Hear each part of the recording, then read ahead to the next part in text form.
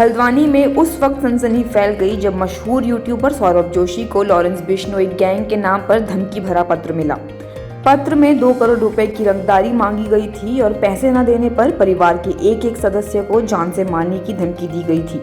यह खबर जंगल की आग की तरह फैली और हर किसी की नज़र इस मामले पर टिक गई। जैसे ही मामला पुलिस तक पहुंचा, हल्द्वानी पुलिस ने इसे गंभीरता से लेते हुए जांच शुरू की।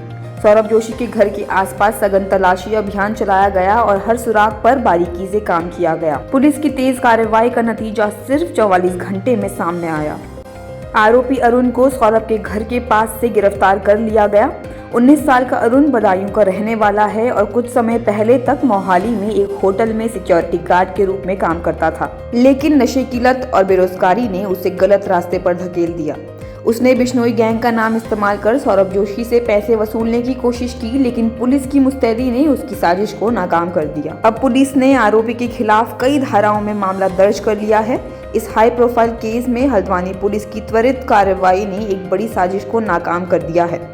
शहर में अब इस बात की चर्चा है कि पुलिस ने इतने कम समय में कैसे इस मामले को सुलझा लिया।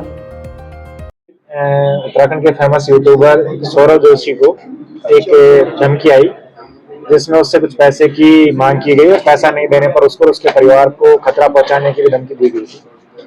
क्योंकि इस मामले में जो धमकी दी गई उसमें लॉरेंस बिश्नोई गैंग का नाम आ रहा था, तो इस मामले की संवेदनशीलता को देखते हुए पुलिस ने तत्काल एफआईआर रजिस्टर की और एफआईआर रजिस्टर करने के बाद में जो धमकी भरा पत्र आया था उसको उस एरिया के आसपास के सीसीटीवी देखे हमने, कुछ इलेक्ट्रॉनिक सर्वेलांस किया और कुछ मुखबिरी के आधार पर एक अभियुक्त जो है वो पुलिस के सस्पेक्ट के दायरे में आया और जब पुलिस ने उसे गिरफ्तार किया तो उससे पूछताछ पे निकल के आई बात कि उसके द्वारा ही यूट्यूबर सौरभ जोशी से पैसा निकलवाने के उद्देश्य से उस तरीके का धमकी भरा पत्र उसको भेजा। ये जो अभियुक्त है ये पंजाब के मोहाली में होटल में काम करता था और इसने सोशल मीडिया और समाचार पत्रों में लॉरेंस बिश्नोई गैंग के नाम पर कई अन्य जगह पर लोगों द्वारा डराए धमकाने और पैसे वसूल करने के मामले को देखा था। उसी से इसने आइडिया लेकर यूट्यूबर सौरभ जोशी को धमकाने का कार्य, इसको यही हल्द्वानी से हमने गिरफ्तार किया गया है। इसके द्वारा पूर्व में यहाँ हल्द्वानी में आकर सौरभ जोशी करके रेकी की गई और इसके साथ इसने देखा कि किस तरीके से उसको धमकाया जा सकता है, तो इसी उद्देश्य से हल्द्वानी आया था और जब पैसे लेने के इरादे से हल्द्वानी आया तो पुलिस ने इसको गिरफ्तार किया।